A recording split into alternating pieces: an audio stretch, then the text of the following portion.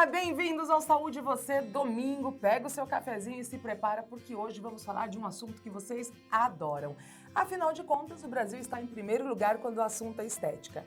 Nas redes sociais, famosos exibem a famosa barriga tanquinho e corpos esculturais. Mas e aí? Qual é o segredo? Eu recebo duas convidadas e nós vamos bater um papo para falar tudo sobre diástase abdominal e quais os procedimentos mais procurados no mundo da estética que melhoram essa flacidez abdominal. Gostou? Então fica de olho e saiba como cuidar e conquistar essa barriga tão desejada. Mas calma, nós não paramos por aí. Dois especialistas renomados, membros da Sociedade Brasileira de Cirurgia Plástica, vão falar sobre lipoescultura e abdominoplastia. O Saúde Você começa agora, confira!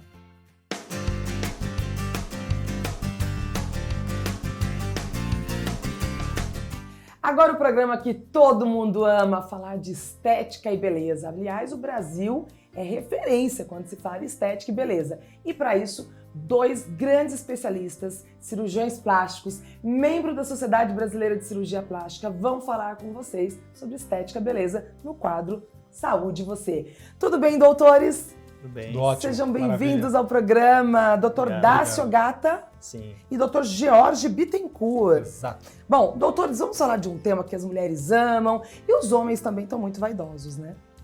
Bastante. Então, bastante? Eu acho que mudou muito na última década aí, porque ficou uma coisa mais popular, né?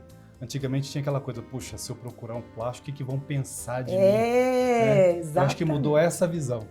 Agora, eu fiz uma enquete na minha rede social, outro dia perguntei, qual é a cirurgia que você mais se interessa? Qual é o seu sonho quando você pensa em cirurgia? Abdominoplastia, doutor. Sim, é a mais frequente que tem, uma das mais frequentes, né? Principalmente nas pacientes que já tiveram filhos, né? Então, a flacidez abdominal é uma das principais queixas, assim como a mama, né? Mas eu acho que a abdominoplastia acaba ganhando um pouco mais.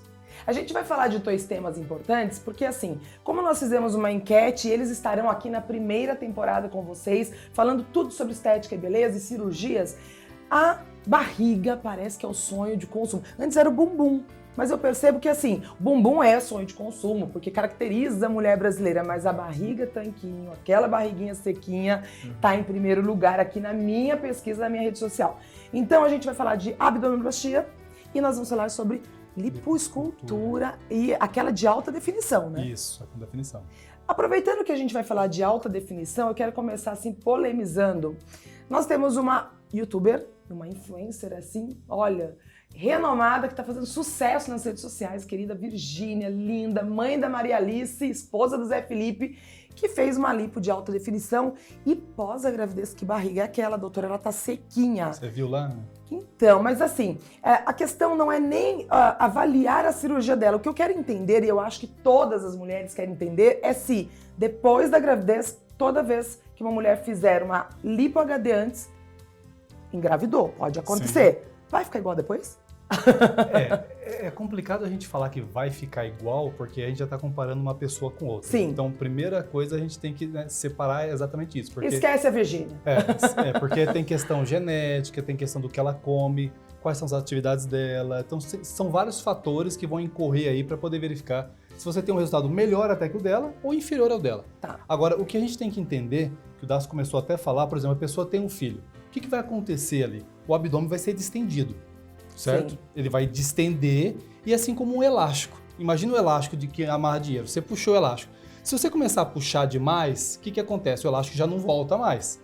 E aí ele fica meio frouxo. Então depende muito de qual é a qualidade daquele elástico. Então você pega para a pele. A pele esticou demais. Quanto que aumentou essa barriga? Ela cuidou da pele durante a gestação? Como é que foi como é que é a genética dela? Ou seja, esses vários fatores. Quando voltou tudo aquilo, a pele que sofre muito. Aí a gordura, não. Porque, por exemplo, tem pessoas que nunca fizeram nada antes, tem uma genética muito boa, né? Vocês já devem ter ouvido falar disso, né? Todo mundo que está vendo agora deve ter ouvido falar disso. Aquela mãe que já amamentou e fez tudo mais, passa-se 6, 8 meses, tá ela magrinha de novo.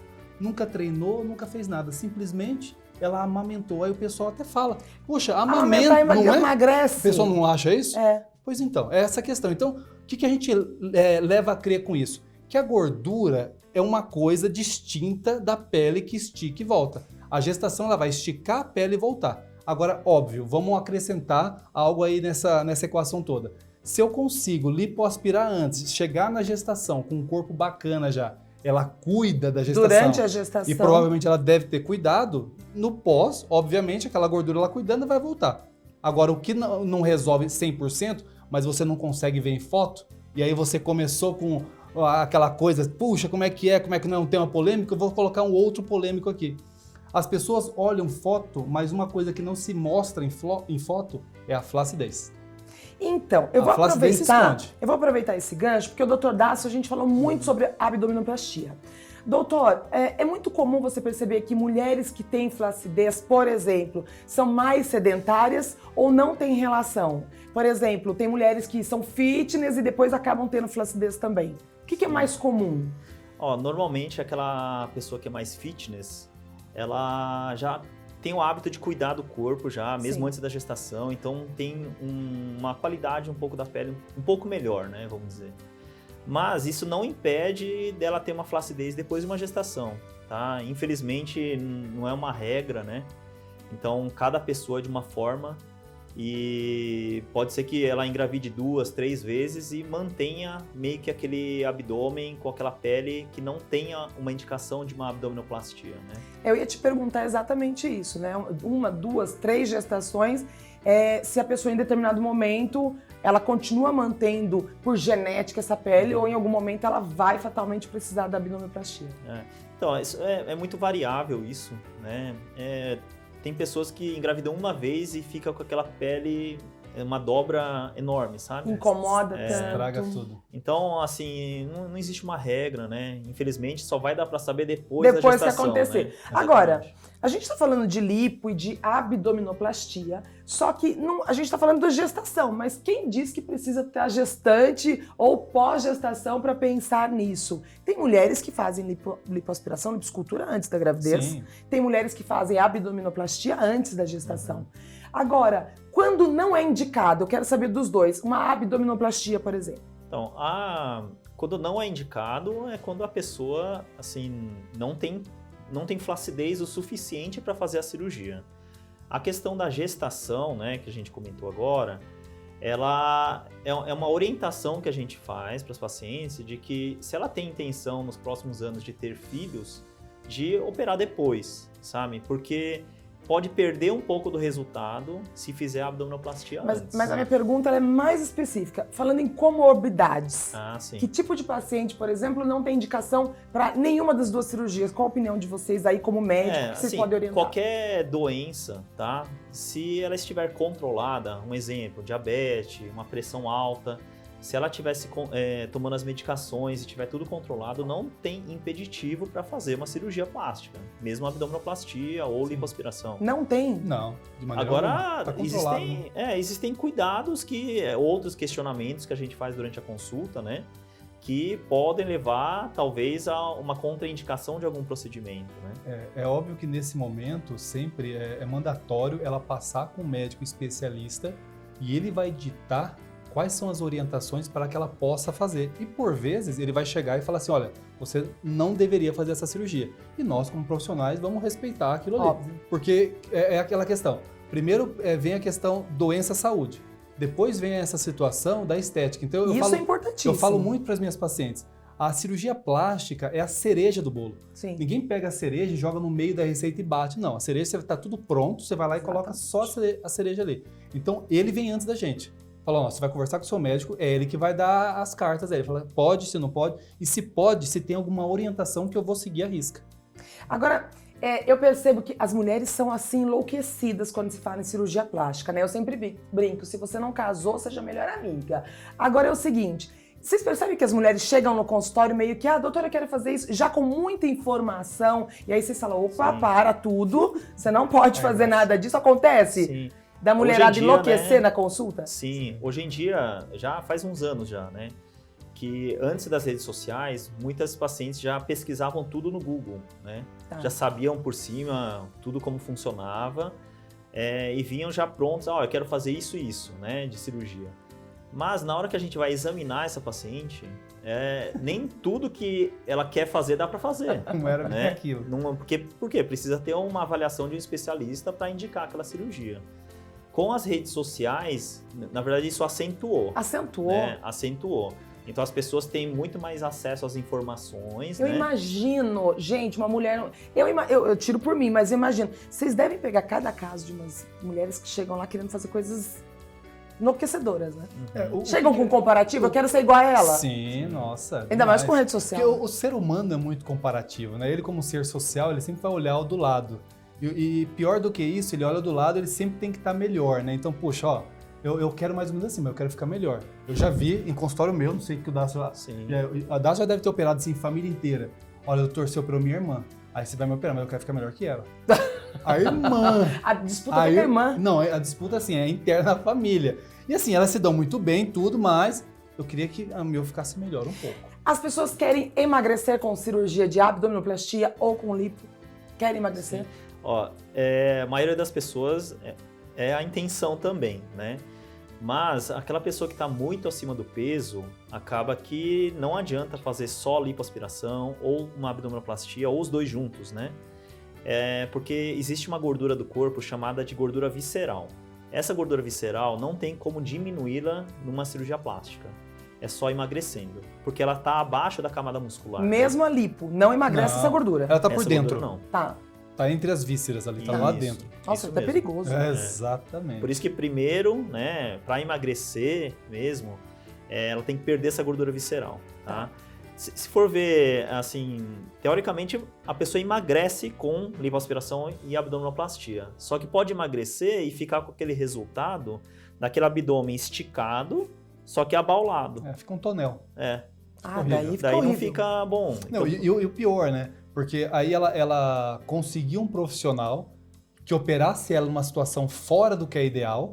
Sim. Então ela não muda a mentalidade dela. O que ela vai fazer? Ela vai continuar com o hábito de vida dela, que não é legal. Então ela tem bastante gordura.